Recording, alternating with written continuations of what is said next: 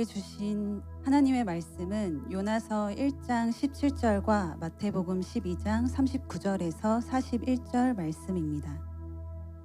여호와께서는 매우 큰 물고기를 준비하셔서 요나를 삼키게 하셨습니다. 요나는 3일 밤낮을 그 물고기 뱃속에 갇혀 있었습니다. 예수님께서 대답하셨습니다. 악하고 죄 많은 이 세대가 증거를 보여달라고 한다. 그러나 예언자 요나의 증거 외에는 보여줄 것이 없다.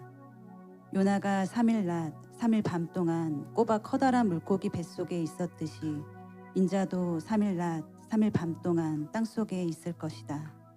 심판의 날에 느느웨 사람들이 이 세대와 함께 일어서서 이 세대를 심판할 것이다. 왜냐하면 그들은 요나의 전도를 듣고 회개했기 때문이다. 보아라, 요나보다 더 큰 이가 여기 있다. 오늘 나에게 주시는 은혜의 말씀을 듣겠습니다. 사랑의 주님, 정말 헤아릴 수 없는 하나님의 은혜, 그리고 그 은혜를 우리에게 베푸시는 하나님은 하나님, 우리가 어떤 경험, 우리가 어떠한 기준으로도 이해할 수 없는 하나님입니다. 오늘 그 하나님의 놀라운 주권, 그 하나님의 깊은 은혜를 다시 배우고자 합니다. 오늘 말씀 앞에 나와 엎드립니다. 주님, 우리에게 말씀해 주시고 주님, 우리에게 요나와 같은 은혜를 허락하여 주옵소서. 예수님의 이름으로 기도합니다. 아멘. 요나가 하나님으로부터 이제 불순종의 길을 가기 시작하면서부터 계속해서 내리막길을 갑니다. 아래, 더 아래로 내려갑니다. 그래서 성경은 이 부분에 대해서 재밌게 표현하고 있어요. 처음에는 하나님의 말씀을 듣고 욥바로 내려갔다. 그 다음에는 배 밑창으로 내려갔다. 결국 어떻게 되죠? 바다 밑으로 내려갑니다. 이게 하나님으로부터 도망가는 모든 사람들의 행보입니다. 공통점이에요. 뭘 해도 내리막길을 가게 된다는 것이죠. 왜냐하면 하나님과 반대편에 서기 때문에 스스로 하나님을 나의 대적자로 만드는 거예요. 그래서 내가 하는 모든 행동이 하나님의 뜻에 반하는 행동이 될 수밖에 없기 때문에 결국 하나님은 우리가 하는 모든 행동에 대해서 반대되는 다른 행동을 취하십니다. 그게 지금 하나님이 요나를 다루시는 것을 통해서 우리에게 보여주시는 거예요. 물론 성경을 보게 되면 하나님의 뜻대로 행했음에도 불구하고 던져진 사람들이 있어요. 예를 들어서 요셉이에요. 요셉은 하나님을 의식하고 보디발의 아내 유혹에 넘어가지 않았는데 그 결과는 감옥에 던져지는 거였어요. 다윗은 하나님의 이름을 망령되이 일컫는 저 할례받지 못한 블레셋 장수를 보면서 견딜 수 없어서 물맷돌을 갖고 달려갔잖아요. 그 다음부터 계속 하나님의 뜻 가운데 있었는데 결과는 쫓기는 신세가 되었다는 것이죠. 또 한 명을 예를 들면 다니엘은 어떻습니까? 다니엘은 기도하지 말라는 왕의 칙령이 있었음에도 불구하고 아랑곳하지 않고 하나님 앞에 기도를 했더니 그 결과 사자굴에 던져졌습니다. 자, 그러면 우리가 뭐 순종을 하나 불순종하나 뭐 마찬가지 아니냐, 어차피 던져지지 않느냐, 전혀 다르지요. 하나님께 순종하고 하나님의 뜻 가운데서 받는 모든 시련과 웅덩이에서의 경험은 공통점 뭐냐면 하나님을 그 어느 때보다도 가까이서 경험하게 됩니다. 그러므로 하나님께서 우리와 반대되는 행동, 하나님이 우리를 징계 내리시는 모든 것은 언제나 우리를 사랑하시고 살리시고 끌어올리시는 하나님의 사랑의 손길임을 우리는 잊어서는 안 됩니다. 하지만 우리가 하나님의 뜻에서 벗어나서 달리면은 상황과 환경과 여건이 계속해서 우리를 끌어내립니다. 우리의 내면이 계속해서 우리를 끌어내립니다. 왜냐하면 하나님께서는 우리를 다시 일으켜 세우시기까지 포기하지 않는 하나님이기 때문에 그래요. 오늘 우리가 함께 보게 될 이 요나서 1장 17절 말씀은 요나 시리즈의 딱 중간쯤 돼요. 그러니까 이제 오늘 딱 설교가 끝나면은 이제 이 시리즈의 딱 반 정도 온 거예요. 걱정하지 마세요. 이 속도로 나가면 요나서가 언제 끝날까? 2장, 3장, 4장 금방 끝납니다. 1장이 제일 중요해요. 근데 이 1장 17절이 가장 잘 알려진, 가장 많은 사람들의 관심을 끄는 구절입니다. 왜요? 이렇게 되어 있잖아요. 여호와께서 매우 큰 물고기를 준비하셔서 요나를 삼키게 하셨습니다. 그래서 사람들은 다 이 큰 물고기에 관심이 많습니다. 이게 도대체 어떤 물고기냐? 저도 어렸을 때 요나 이야기를 들을 때, 이게 또 만화책을 읽으면 다, 요즘 한번 유튜브도 찍어보세요. 요나 이렇게 찍으면 나와 있는 모든 그림이 고래예요. 그리고 고래 뱃속에 들어가 있는 요나입니다. 근데 히브리어로 고래라는 표현이 있어요. 근데 성경은 그 표현을 쓰지 않습니다. 일반 용어로 써요. 제너릭 텀을 쓴다는 거죠. 그러니까 어떤 생명체인지는 우리는 전혀 몰라요. 근데 제가 본 한 그림은 제가 잊지 못하는 그림인데, 그게 만화로 있는 성경인데, 요나가 이 큰 이 고래 이 뱃속에서 촛불 켜놓고 식탁에 앉아서 사시미랑 수시를 먹고 있는, 과연 그런 경험을 했을까? 사람들은 자꾸 이 물고기에 관심이 있어요. 물고기가 어떤 물고기냐? 그런데 17절에서의 주어는 하나님이에요. 하나님이 주인공입니다. 그러므로 우리의 관심사는 어느 물고기냐, 이 바다 생명체가 과연 어떤 존재냐, 어떻게 요나를 삼켰는데 요나가 죽지 않았냐, 거기에 있는 게 아니라 하나님이 여기서 무엇을 하고 계시는가요? 하나님이 이 일을 통해서 우리에게 무엇을 말씀하시고자 하는가?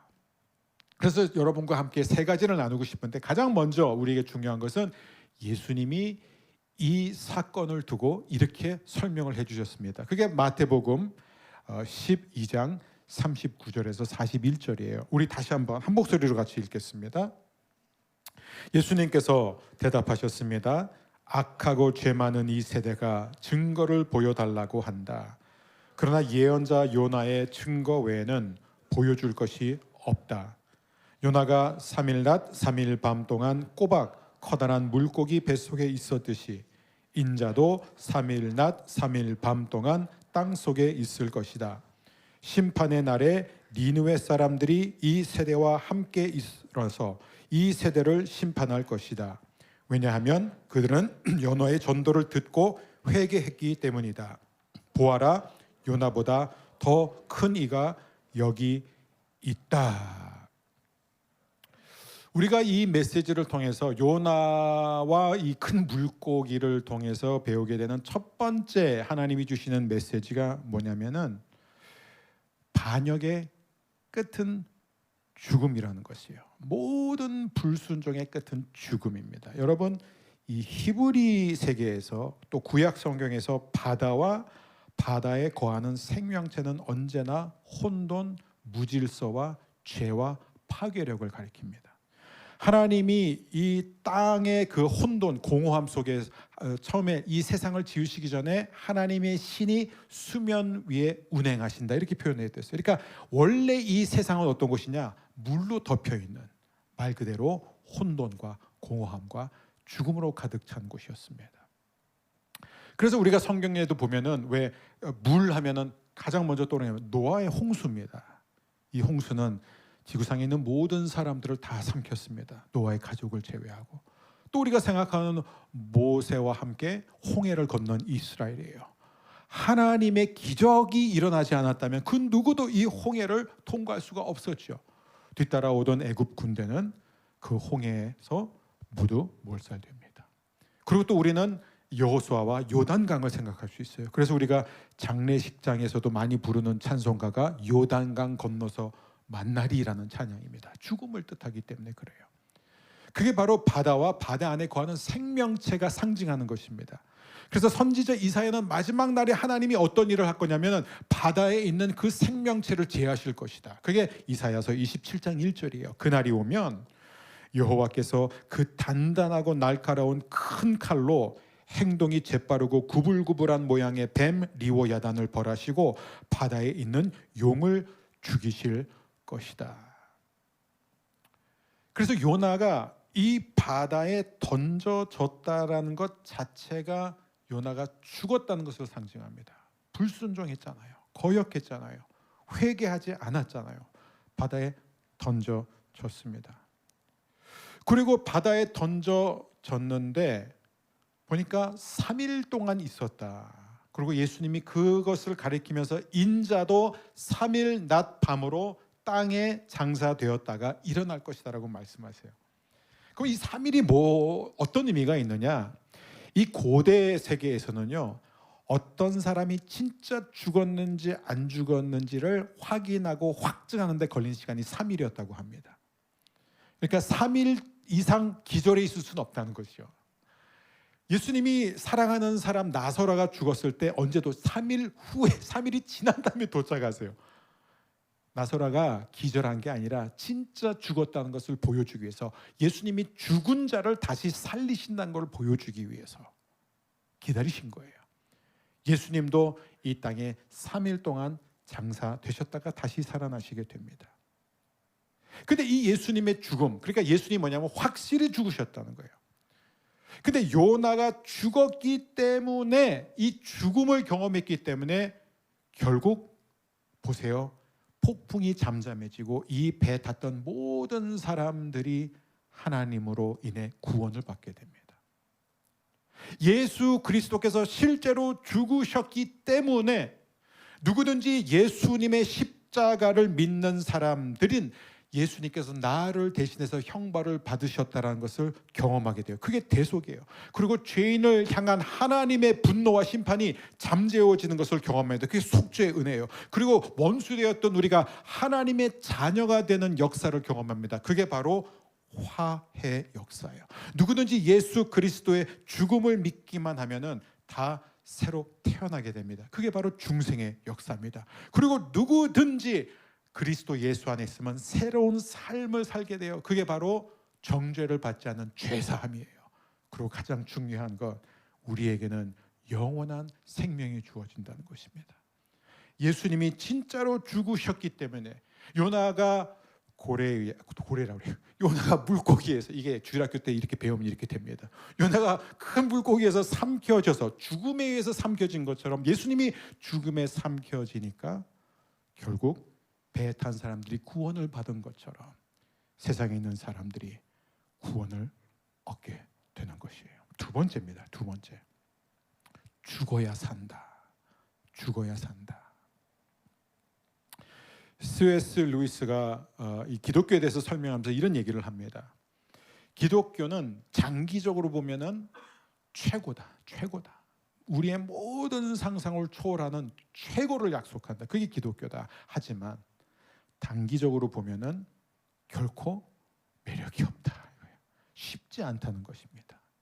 여러분 떠오르는 찬송가 하나 있지 않습니까? 내 주를 가까이 하게 함은, 그다음 뭐예요? 십자가 짐 같은 고생이나. 그다음에 천성을 향해 가는 길. 왜요? 괴로워도요, 힘들어도요. 여러분 이게 성경에서 계속 반복되는 주제입니다. 사실 십자가의 길은 처음에는 굉장히 힘들다는 거예요. 어렵다는 거예요. 요나는 악한 니느웨 사람들에게 하나님의 말씀을 전하는 것이 죽는 것보다 힘들었어요. 그러니까 죽음을 선택했던 거예요. 도망가고 하나님을 버리고 자신의 부르심을 버리고 정체성을 버리고 그리고 바다에 던져지는 것까지 선택합니다. 그런데 그가 죽자 죽음이 끝나지 않았다. 죽음이 끝이 아니라는 거예요. 모든 성도들에게 있어서 죽음은 끝이 아니라 시작입니다. 요나가 바다에 던져지고 물고기 뱃속에 들어가니까 새 사람으로 태어날 수 있었어요. 새로운 시작을 알리는 것이죠.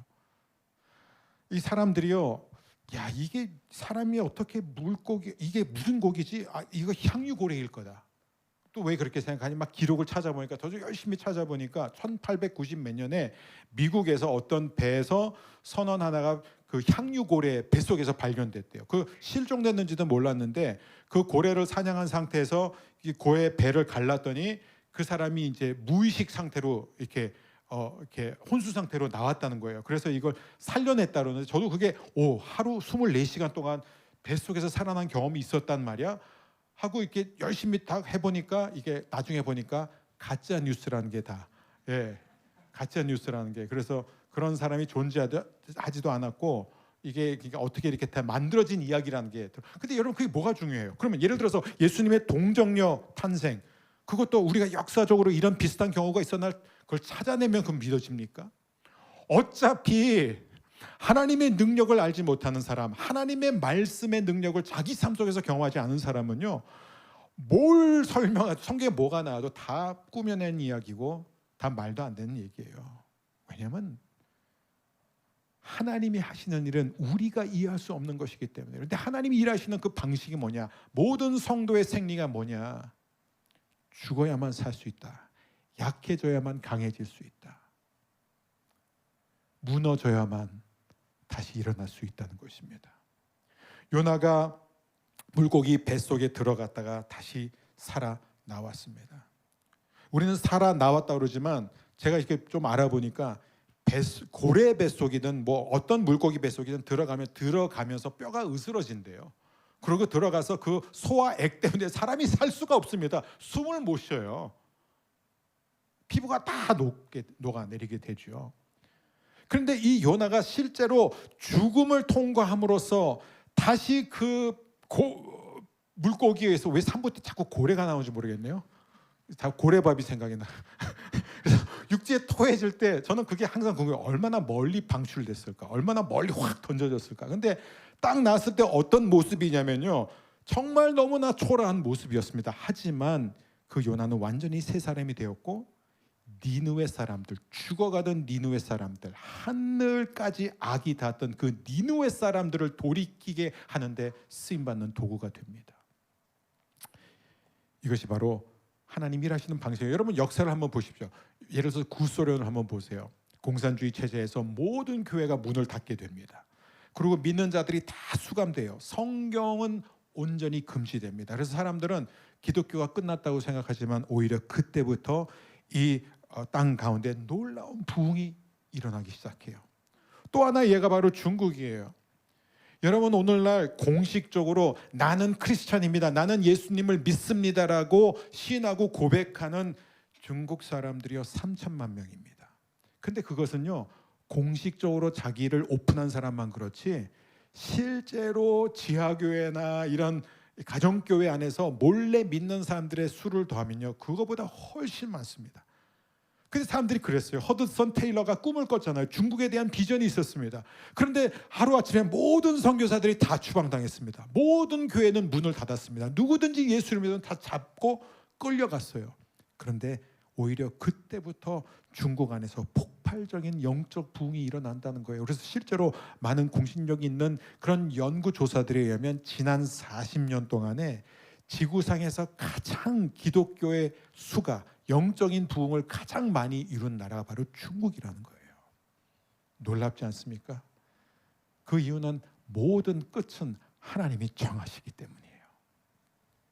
세 번째, 하나님이 주시는 이 마지막 세 번째 그리고 가장 중요한 메시지는 은혜로만 받는 구원입니다. 은혜로만 받는 구원. 여러분 우리가 배운 것처럼 바다와 그 안에 거하는 생명체는 저주예요. 하나님의 심판의 도구예요. 하지만 우리 믿는 사람들에게는 이것이 가장 확실한 은혜의 증거라는 것입니다. 은혜의 증거예요. 하나님 예수님께서 뭐라고 그러죠? 요나의 표적 외에는 내가 너희에게 보여줄 것이 없다. 예수님이 이 땅에 계시는 동안에 얼마나 많은 기적을 행하셨어요. 여러분 모든 기적을 다 행하셨어요. 병든 사람들 다 고쳐주셨죠. 귀신 들린 사람들 다 자유케 해주셨죠. 심지어 죽은 사람도 살렸죠. 자연을 다스리셨죠. 다 하셨어요. 그런데도 이 악하고 음란한 세대는 끊임없이 예수님한테 더 보여달라고 그래요. 기적을 더 보여달라. 증거를 더 보여달라. 그때 예수님이 하신 말씀이 나는 너희에게 요나의 기적, 요나의 표적, 요나의 증거 외에는 어떤 것도 보여줄 것이 없다. 이 증거가 무엇일까요? 그 증거가 바로 핵심이 여기에요. 이 물고기가 어디서 왔냐? 이 바다 생명체는 무엇이냐? 17절은 이렇게 되어 있어요. 여호와께서 준비하셔서. 여호와께서 준비하셨다라는 거예요. 이 준비하다라는 이 히브리 단어가 굉장히 재밌습니다. 이 안에는 어떤 뜻이냐면은 미리 알다, 정하다, 계획하다, 마련하다. 이 단어예요. 하나님이 미리 하셨다는 거예요. 여러분 이게 왜 기가 막힌 줄 아세요? 왜냐하면 성경 66권을 관통하고 있는 핵심 메시지가 하나님이 모든 것을 아시고 미리 계획하시고 준비하시고 마련하시고 이루시는 분이다. 그걸 계속해서 우리한테 가르쳐 주는 거예요. 요나서만 보더라도요, 이 단어가 반복해서 등장합니다. 자, 하나님이 물고기를 보내셨어요. 그렇죠? 보내셨습니다. 근데 하나님이 물고기만 보내신 게 아니라 4장에 가서는 이게 6절, 7절, 8절 3번 반복해서 나타나는데 그 다음에는 넝쿨을 보내세요. 보내셨다 그래요. 준비하셨다 그래요. 준비하셨다 이렇게 돼요. 그 다음에 7절에서는 벌레, 지렁이를 준비하셨다 이렇게 돼 있고 8절에서는 뜨거운 동풍을 준비하셨다. 똑같은 히브리 단어가 계속 등장합니다. 여러분 아시겠어요? 하나님은 항상 모든 것을 미리 아시고 계획하시고 마련하시고 일하시는 분이라는 거예요. 이게 왜 기가 막히냐면 이건 사실 네 단어, 네 번 이 동사가 등장할 때 이건 전부 다 하나님의 초자연적인 역사를 보여주고 있습니다. 여러분 이 물고기요, 생각을 해보세요. 이 물고기의 정체성에 대해서 우리는 아무도 모르지만 저는 언젠가 천국에 가면 우리가 알게 될지만 저는 상어도 아니고 고래도 아니고 그냥 하나님이 요거를 위해서 만드셨다고 생각해요. 근데 모르죠. 하나님은 뭐든지 만드실 수 있으니까. 하나님은 어떤 방법으로든 요나를 구원내실 수 있었어요. 근데 어쨌든 간에 지중해, 여러분 지중해는 어떤 곳이에요? 지중해의 수심은요 가장 깊습니다. 굉장히 깊어요. 그리고 그때는 배가, 큰 배가 부서질 정도로 광풍이 불고 있었어요. 그런 곳에서 요나를 바다에 던지는 순간 아마 3초 안에 죽을 거 즉사예요. 그리고 전문가들에 의하면 그런 상황에서는요 아무리 강인한 사람도 1분 이상 못 버틴다는 거예요. 그런데 물고기가 그를 삼켰어요. 그리고 3일 동안 온전히 있다가 나왔어요. 이거는 하나님의 초자연적인 역사가 아니면 일어날 수가 없는 것입니다. 그 다음에 넝쿨을 또 하나님이 준비하셨다. 근데 이 넝쿨을 보세요. 지금 요나가 앉아 있어요. 근데 넝쿨이 없었어요. 근데 하나님이 갑자기 넝쿨을 자라게 하셔서 하룻밤 사이에 넝쿨이 땅에서 자라가지고 요나의 키보다 커져가지고 요나에게 그늘을 제공해요. 근데 거기서 끝나지. 또 하나님이 바로 그 자리에서 또 지렁이, 벌레 한 마리를 보내요. 요 조그만한 벌레가 순식간에 그 큰 넝쿨을 다 먹어요. 그 다음에 이게 우연이라고요? 8절에 가면은 하나님이 갑자기 아침에 시원한 그 아침에 저 동쪽에서부터 너무너무 뜨거운 견딜 수 없는 열기를 보내줘가지고 요나로 하여금 죽고 싶은 마음이 생기게 해요. 뭔가를 가르쳐 주기 위해서. 여러분 매번 하나님이 뭘 하시냐? 준비하시는 하나님이에요. 이 준비하시는 하나님의 손길은 계속해서 성경에서 반복되고 있습니다. 여러분 이게 왜 중요한 줄 아세요? 하나님은 요나가 도망가기 전부터 요나가 도망한 것을 아셨어요. 하나님은 요나가 불순종하기 오래 전부터 요나가 불순종할 것을 알고 계셨어요. 그래서 하나님이 미리 준비하신 거예요. 이 물고기도 미리 다 준비하신 거예요. 여러분 오늘 우리가 우리의 마음판에 새겨야 되는 게 무엇이냐? 하나님은 우리가 순종하기를 원하세요. 하나님은 우리가 순종할 때 기뻐하세요. 하지만 우리가 순종하지 않는다고 해서 하나님의 계획이 차질이 생기지 않습니다. 하나님이 더 이상 하나님 노릇 안 하게 되는 게 아닙니다. 아무리 우리가 실패하고 아무리 우리가 실수를 하고 우리가 무너진다고 해도 하나님은 미리 아시고 준비하시는 분이에요. 보세요. 하나님의 이 미리 아심과 준비, 이 정하시고 마련한 게 어떤 건지. 요나 불순종하면 바다에 던진 순간 버리면 돼요. 다른 사람 쓸 사람 많아요. 아이고 이스라엘의 선지자 세고 셌어요. 얼마나 많은지 몰라요. 굳이 요나 안 써도 돼요. 근데 하나님은 절대로 포기하지 않습니다. 미리 아시고 미리 준비하신 하나님은 뭘 준비하냐? 요나를 일으킬 준비를 합니다. 요나로 하여금 다시 살아나도록 하는 거예요. 그게 하나님이 일하시는 방식이라는 거예요. 이 하나님의 주권적 구원의 역사가 바로 성경을 관통하고 있는 핵심이에요. 하나님은 모든 것을 아시고 모든 상황에 대해서 다 아시기 때문에 미리 준비하시는 분이다. 그래서 하나님의 계획을 이루신다. 여러분 노아 홍수 때도 보세요. 오래전에 노아와 그 가족에게 준비시켰습니다. 방주를 지으라고 준비시키셨어요.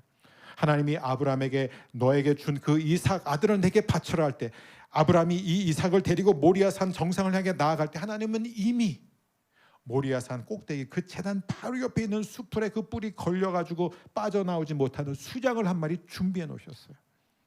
엘리야가 좌절돼서 죽고 싶어가지고 시냇가에 숨어 있을 때 하나님이 까마귀들을 준비시켜서 아침과 저녁으로 고기와 빵을 갖다 줬어요. 너무 궁금해요. 도대체 이 까마귀들이 어디서 고기랑 빵을 가져왔는지. 근데 그렇게 공급해 주시는 하나님이에요. 이게 구약에서만 계속 일어나는 게 아니라 신약에서도 일어납니다. 에티오피아 니시가 마차를 타고 사막을 달리면서 선지자 이사야의 글을 읽고 있는데 하나님이 빌립을 준비시켜 주셔서 가서 거기서 만나게 하셔서 에티오피아 니시에게 복음을 전하게 하십니다. 베드로가 전혀 마음의 준비 없이 그냥 시몬 지붕에서 졸고 있는데 하나님이 환상을 3번이나 보여주시면서 그로 하여금 고넬료 집안에 가서 복음을 전하게 합니다. 그리고 그곳에 있는 사람들이 다 성령을 받게 됩니다. 그리고 바울과 실라가 빌립보 감옥에 딱 갇혀 있는 그때 하나님이 감옥의 문이 열릴 정도 강도의 지진을 보내주셔서 문이 열리게 하는 거예요. 이 모든 것 속에서 하나님이 계속 미리 아시고 준비하고 마련하시는 하나님이에요. 사랑하는 여러분, 우리 인생의 끝은 하나님이 정하셨습니다. 그리고 반드시 하나님의 뜻대로 될 것이에요. 그래서 우리가 그 하나님을 신뢰하는 거예요. 그래서 우리가 그 하나님을 믿을 수 있는 거예요. 그래서 우리는 실패와 아픔 속에서도 항상 기뻐하고 감사할 수 있는 것입니다. 끝은 정해져 있기 때문에. 이 끝이 정해져 있다는 것을 어떻게 알 수 있냐? 왜냐하면 하나님의 미리 아심과 정하심과 준비하심과 마련하심과 성취의 정점이 바로 예수 그리스도예요. 십자가예요. 예수님이 우리의 죄를 대신해서 죽음에 삼키어졌기 때문에 누구든지 예수 그리스도를 믿고 그분의 의를 힘입는 사람은 어떤 죄를 지어도 어떤 실패를 하고 어떤 고통을 겪고도 다시 일어날 수 있습니다. 정죄받지 않습니다. 왜냐하면 하나님의 분노와 심판의 폭풍이 잠재워졌기 때문이에요. 그게 예수 그리스도의 십자가예요. 사도 베드로가 성령을 받자 오순절날 모여든 모든 사람들이 했던 설교 가운데 기가 막힌 통찰력을 하나 전합니다. 그게 사도행전 2장 23절. 우리 한 목소리로 함께 읽겠습니다. 이 예수님은 여러분에게 넘겨졌고 여러분은 악한 사람들의 손을 빌어 예수님을 십자가에 못 박아 죽였습니다. 이 모든 일을 하나님께서는 이전부터 알고 계셨을 뿐만 아니라 여러분이 행한 일도 하나님께서 오래전에 세워 놓으신 계획대로 된 것이었습니다. 하나님의 능력을 모르는 사람들은 이렇게 생각합니다. 그래 뭐 하나님이 다 계획해 놓으시면 요나의 잘못 없네. 요나가 불순종한 건 하나님이 처음부터 요나를 불순종하게 만들어서 그런 거. 가룟 유다가 배신한 것은 처음부터 하나님이 가룟 유다를 불순종하도록 선택했기 때문에 그런 거네. 아니에요. 그러니까 그게 하나님을 모르는 사람들이 하는 말이에요. 하나님을 인간의 선에서 생각하는 거예요. 하나님은 우리에게 자유의지를 주셨어요. 그래서 아담과 하와가 선악과를 따먹은 거예요. 자유의지를 주셨기 때문에. 그래서 우리는 불순종할 수 있어요. 그런데 하나님의 능력은 우리의 불순종에도 불구하고 하나님이 우리를 구원하시고 그리고 우리를 구원하심을 통해서 열방을 구원하시겠다는 하나님의 계획은 조금도 차질이 생기지 않는 게 하나님의 능력이에요. 여러분 보세요. 오히려 요나가 반역하고 불순종하고 도망가니까 하나님이 그 요나의 반역을 통해서 스페인으로 향하던 배 탄 모든 이방인들을 구원해 주세요. 근데 그걸로 끝나지 않아요. 요나가 변화됩니다. 요나가 바닷속에 들어가고 죽음을 상징하는 바다 생명체에서 삼키운 바 되었다가 3일 후에 다시 나왔을 때 그 모습은 도망자의 모습이 아니라 비록 겉으로는 후질그레하고 깨지고 생선 비린내 나고 초라한 모습이지만 그러나 그 요나는 전적으로 하나님을 의지하는 구원은 오직 여호와에게로서로다라고 고백하는 사람이 됩니다. 그가 하나님의 은혜, 하나님의 긍휼, 하나님의 사유의 은총을 경험하니까 죽는 것보다도 더 싫었던 니느웨 사람들을 향해 가게 되는 거예요. 여러분 니느웨 사람들한테 요나가 전한 게 뭔지 아세요? 우리가 3장에 가면 더 자세히 보게 되지만 니느웨는요 하루 종일 걸으면 나흘 정도를 걸어야 한 끝에서 한 끝까지 갈 수 있어요. 4일 걸려요. 4일. 그 정도로 큰 성이었어요. 근데 요나는 하루밖에 안 걸었어요. 그러니까는 조금밖에 안 돌았다는 거예요. 그리고 40일에 여러분들은 망할 것입니다. 그것만 하고 끝났어요. 그래서 어떤 학자들은 설마 이것만 했을까? 좀 더 자세히 얘기했겠지. 이건 요약본이겠지. 글쎄요, 저는 요약본 같지는 않아요. 근데 어떻게 정말 그 니느웨 땅의 4분의 1만 걷고 메시지도 이렇게 짧게 했는데 어떻게 니느웨 사람들이 그 왕서부터 신하서부터 모든 평민들이 어린아이들까지 다 굵은 배 옷을 입고 가슴을 찢으면서 어떻게 회개했을 수 있었을까? 요나가 전한 메시지가 아니라 요나 때문입니다. 요나가 바로 증거였던 것입니다. 여러분, 오늘 하나님이 일하시는 방식 하나도 바뀌지 않았어요. 하나님은요, 우리가 이 땅에 사는 동안 내가 얼마나 노력했고, 내가 얼마나 잘했고, 내가 하나님 위해서 얼마나 헌신했고, 내가 남들보다 얼마나 기도를 많이 했고, 얼마나 희생을 했고, 얼마나 선행을 많이 쌓았고, 얼마나 높은 도덕적인 삶을 유지했느냐에 따라서 우리가 하나님을 증거하는 게 아니에요. 그건 요나의 표적이 아니에요. 그게 요나의 증거가 아닙니다. 그거는 세상 종교의 증거예요. 세상 종교는 내 업적이에요. 내 공로예요. 내 선행이에요. 내가 얼마큼 남들보다 비교되는 삶을 살았느냐에 따라서 그걸 내세우는 거예요. 그거는 기독교가 아니에요. 요나의 증거밖에는 없다라고 하신 그 말씀이 뭔지 아세요? 저와 여러분에게 주어진 최고의 기적, 최고의 표적, 최고의 증거, 그리고 어떤 성경은 간증으로 되어 있어요. 최고의 간증은 뭔지 아세요? 자격 없는 나를, 마땅히 죽어야 하는 나를 사랑하시고 불쌍히 여겨주시고 살려주시고 또 살려주시고 또 기회 주시고 우리가 배신하고 또 도망가고 불순종한 것을 다 아시면서도 미리 계획하시고 우리가 아주 무너지지 않고 아주 자빠지지 않고 우리가 포기하지 않도록 계속해서 우리에게 은혜를 베푸시는 그 하나님이에요. 그래서 사도 바울의 고백대로 나는 날마다 죽노라. 우리는 날마다 내 자신에 대해서, 내 자아에 대해서 죽어야 됩니다. 예수 믿는 사람, 하나님의 자녀, 저와 여러분의 간증, 우리의 증거는 이거예요. 하나님이 나 같은 죄인을 살리셨습니다. 하나님은 나같이 비참한 사람을 복 주셨습니다. 이것이 저와 여러분의 증거가 되기를 바랍니다.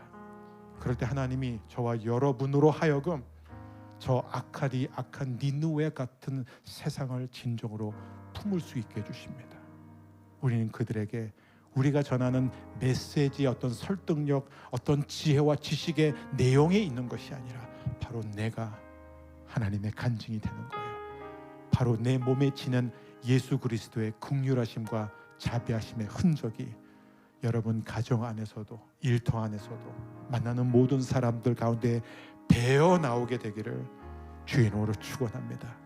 예수님이 끝에 가서 이렇게 경고하세요. 마지막 날에 니느웨 사람들이 일어나서 이 세대를 정죄할 것이다. 왜냐하면은 그들은 요나의 말을 듣고도 회개했지만 너희는 요나보다 더 큰 나를 보면서도 회개하지 않는구나. 저는 우리 허브교회 성도님 가운데 그런 분이 없게 되기를 바랍니다. 주님, 오늘도 요나의 은혜, 요나의 증거를 내게 허락하여 주옵소서. 우리 그런 마음으로 함께 자리에서 일어나셔서 은혜로다 찬양하며 나아가겠습니다.